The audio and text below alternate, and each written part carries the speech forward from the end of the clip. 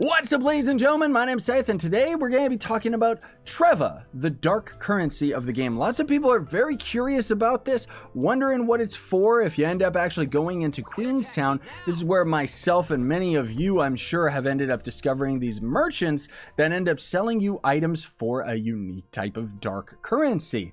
And then when you end up tracking that down through the in-game, let's call it the in-game wiki, which is going to end up being the encyclopedia up here, you can end up finding out that this currency is actually called Treva. Now, I'd read about this currency long before when, I was reading up stuff about the Korean server and stuff like that, and I think the execution of it is really, really cool. It's actually a really interesting currency to end up grinding, and personally is one of my favorite things to do. It's one of my favorite pastimes in MapleStory right now, and is how you end up getting this beautiful Blood Cultist outfit, which is one of my favorite outfits in the entire game. I'm really happy that I ended up getting this. I want to give a huge shout out to Stratusburg Crichton for helping me actually grind this thing out, because without them, it's just yikes. So anyways, when you go to these merchants, you see that, oh, you can buy the Blood Cult outfit here. Where do you get the rest of the Blood Cult outfit? Well, I'll tell you that in a bit.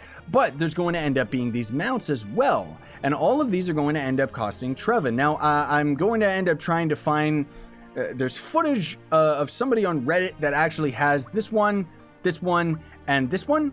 Both of these, or all three of those mounts. He does not actually have footage of this guy, so I don't really know if that's somewhere on the internet. If it is, I have no idea where, but this is Garant that you end up facing in the main epic quest line, and the way that you actually have to unlock these is pretty brutal. So for these first two, it's actually got to do with the amount of Treva that you spent on a merchant. So once you end up spending, I think you have to spend like 15k or something like that in order to unlock this guy for purchase, this one right here. And then you have to spend 30k in order to unlock this guy for purchase. Whereas with these guys, you gotta collect 15,000. I think it's 15,000. Don't quote me on the number, but I know that for this guy, you have to collect 30,000, and then you end up actually having this guy purchasable, right? So it's kind of like each of them is going to end up being their own different type of thing. Now, this is where these PvP zones end up coming into play. So you've probably seen these areas in the corner. These are kind of the dark, the dark areas of the map, right? And on Obsidian Mount is going to be the area where you're going to end up finding the actual NPCs that deal in Treva. So those ones in Queenstown are the exact same. But these ones are a little bit more convenient if you're just kind of here. Now you can see there's another player here, so I'm actually going to channel hop for the sake of the video. But this area, you're going to have to be pretty powerful in order to take it on. You can kind of just migrate through all of the different PvP maps if you want to see which one is the most efficient. Lots of people have been saying that the Gloomy Fortress or Forest is very efficient, which it most definitely is. I like farming in Melta Dam, though, because I find that because the enemies are level 60, you don't deal with fair fight at all, and it ends up just generally having a lot more creatures on the map. Now, you can kind of see on our mini-map, you see all these little red dots? That's what you're going to be going for.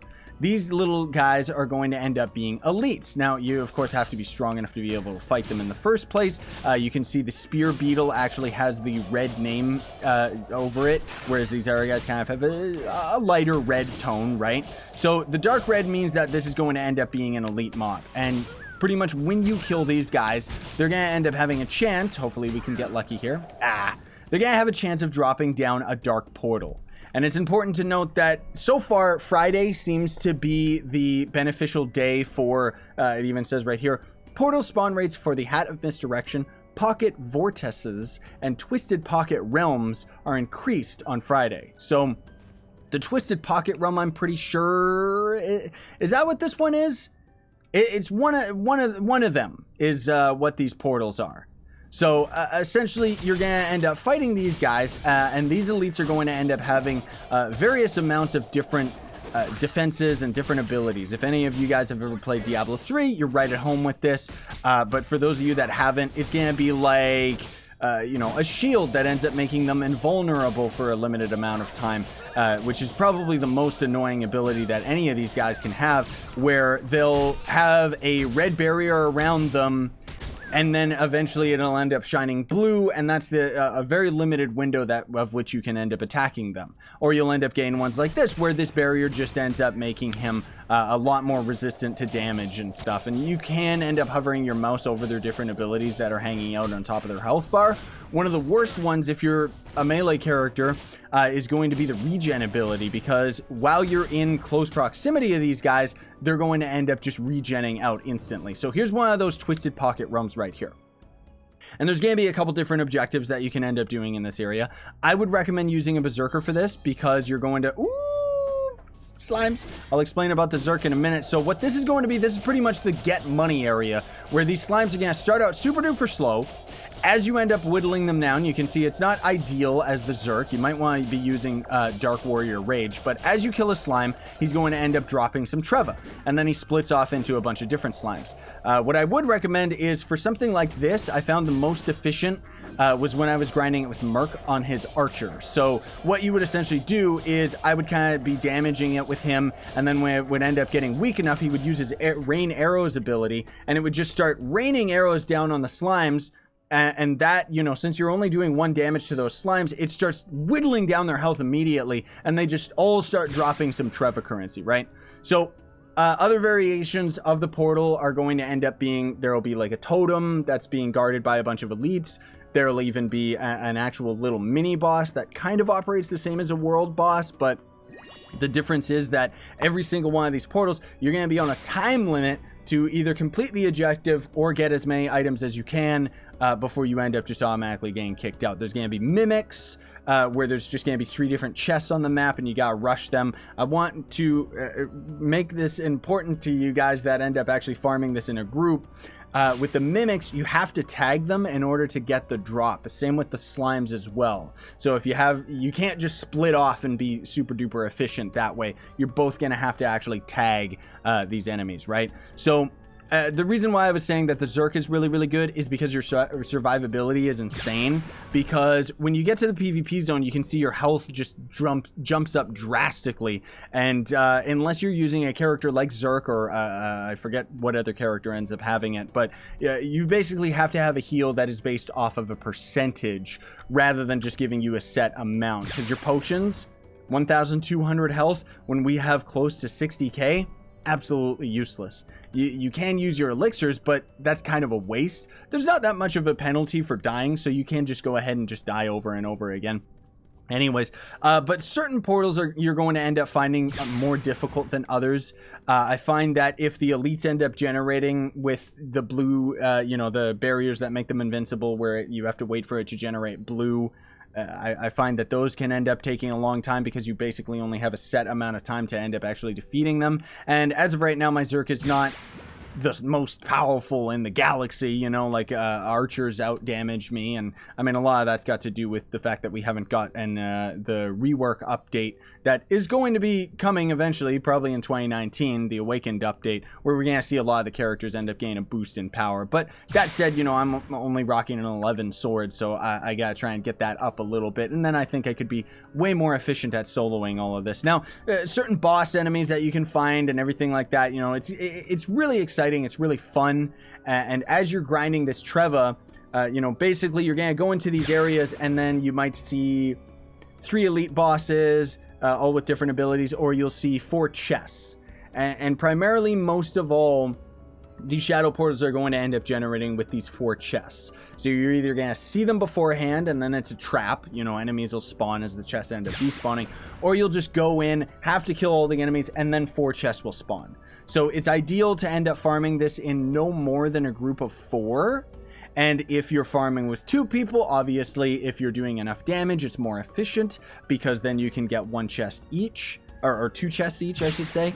But then sometimes you can very rarely get golden chests to spawn, and those will end up actually giving you even more Treva. And as you're farming this out, you'll end up getting the hang of it. Now, as far as getting the gloves and the boots for the Blood Cult outfit, those are going to be completely random drop. There's earrings as well, but you can't really see them with the hoodie on anyways. These Blood Cult boots, the gloves, and the earrings are all going to end up being random drops from the chests within the shadow portals. So you kind of got to get really lucky with it. That said, you know, you got a lot of Treva to farm, so the chances of you actually getting all of the pieces of the clothing before you end up actually getting the full suit are pretty high. Now, here in the Obsidian Mount area, there's the Obsidian Mount Shelter. And again, this is just going to be the same NPCs as we saw in Queenstown. And, you know, there's quite a few things. Again, you just can't have to purchase all this junk for yourself. You can see the currency up here. I just ended up getting 30,000, so I was able to get not only the robes but the hood itself. Lots of people really like the robes, not necessarily are fans of the hoodie, but this is just my all-time favorite outfit in the game. And now, before we end up calling it, because that's pretty much it as far as all of that's concerned, I want to show you how you can dye this thing. You know, obviously you can kind of see the purple on the outfit is what you end up actually dyeing on it. It's just going to be this color, but you can end up making it look really cool, like pretty much whatever your liking is, depending on the colors that you end up having. You know, another big popular one I see people use is just a kind of a dark one, just outright, or using grays. I just personally like purple. But it's really cool. The green is good. With the more recent pumpkin head, this actually is a really good combo by using an orange outfit with the new pumpkin head, right? From the Halloween event. And either way, it's just really cool stuff. And again, this is just one of the things that I personally enjoy as a pastime that is very grindy. It takes a long time to get all this stuff done. But I just got a world boss spawn that I gotta get from my daily, so we're gonna call it here. Thanks for watching, everybody. Very much appreciate it. Hope you found this video helpful. If you did, don't forget to like, sub, hit that notification bell. Really helps me out. Thank you so much for the support that I've been getting on all the MapleStory stuff. Really love this game, dude. I'm absolutely addicted to it. It's one of my favorite games of all time. Now, if you want to go the extra mile of supporting me, you can always join the YouTube membership, which is down below. That's pretty much sponsoring the YouTube channel for a monthly fee. You can also buy some of my merch. We have the Oh Hi merch shirt is the most recent shirt. I'm starting to work on some new ones. But then if you want, you know, you don't have any money, you still want to help me out, check the link down below to Gawkbox, which is a way you can donate to me for absolutely free by basically playing phone games for a few minutes. I gotta go kill this alpha turtle now. Sayonara and stay epic, and happy Treva farming, everybody.